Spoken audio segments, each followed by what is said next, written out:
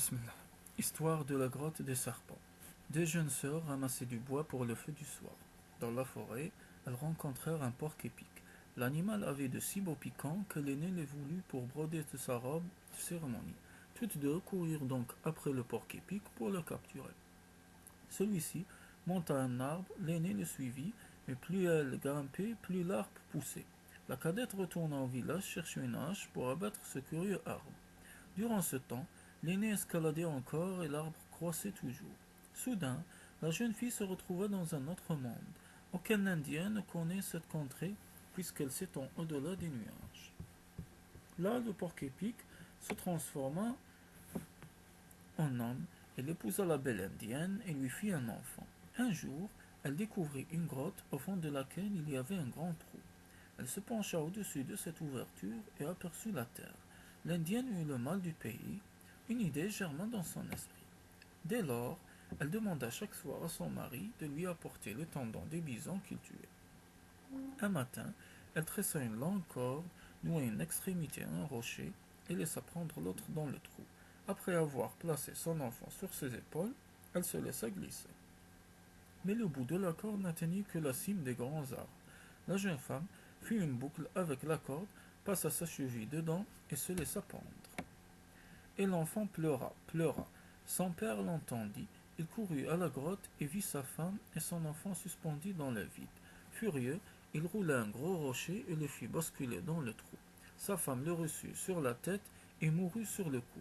La corde cassa et précipita mère et enfant sur la terre. Heureusement, les branches d'un séquoia amortirent la chute du jeune garçon, qui ne se fit aucun mal.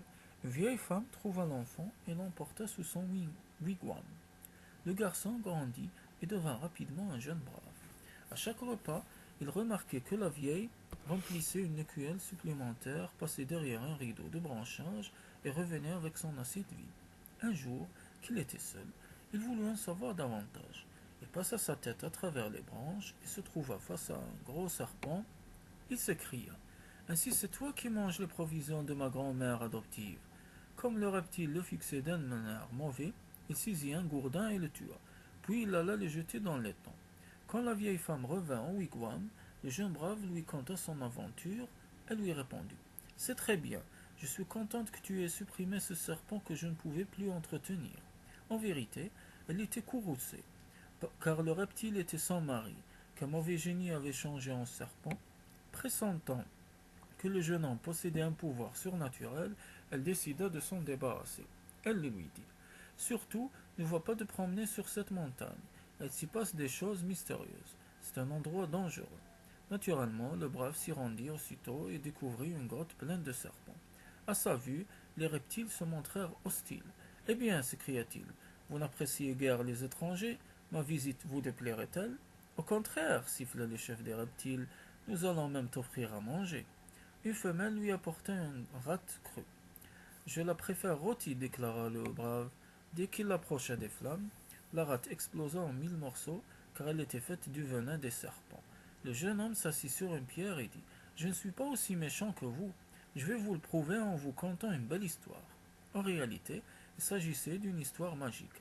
Au premier mot, les serpents s'endormirent. Alors, le brave tira son couteau de sa ceinture et coupa la tête de tous les reptiles. Pourtant, l'un d'eux en réchappa. Il courut prévenir ses frères des montagnes environnantes afin qu'ils se méfient de ce peau rouge qui possédait une si grande médecine. La nuit suivante, pendant que le brave dormait, un serpent plus courageux que les autres réussit à entrer dans sa bouche. Il s'insinua jusque dans son crâne, mangea sa cervelle et se logea dans la cavité pour faire sa sieste. Au matin, le jeune homme ne se réveilla pas. Son corps se dessécha jusqu'à devenir un squelette, et il resta sur la montagne exposé au vent et à la pluie. Mais son père avait tout vu par le trou de la grotte. Il descendit sur la terre, grâce à la corde tressée par sa femme, et accourut auprès de son fils. Tout d'abord, il posa le crâne à l'envers sur le sol de façon que le trou de la moelle épinière fût placé vers le ciel. Il attendit. La pluie tomba et remplit le crâne. Alors le père rapprocha le soleil de la terre et le se mit à bouillir. Le serpent, jugeant la chaleur intenable, sortit de la tête du jeune brave. Aussitôt, celui-ci ressuscité sauta sur ses pieds, Il saisit le reptile, le cogna contre un rocher, puis il lui dit: Maintenant tu vas promettre de laisser les êtres humains en paix. Le serpent déclara: Je mordrai encore quelquefois, mais pas souvent. C'est bien, fit le brave. Pourtant je vais attacher cette clochette à ta queue.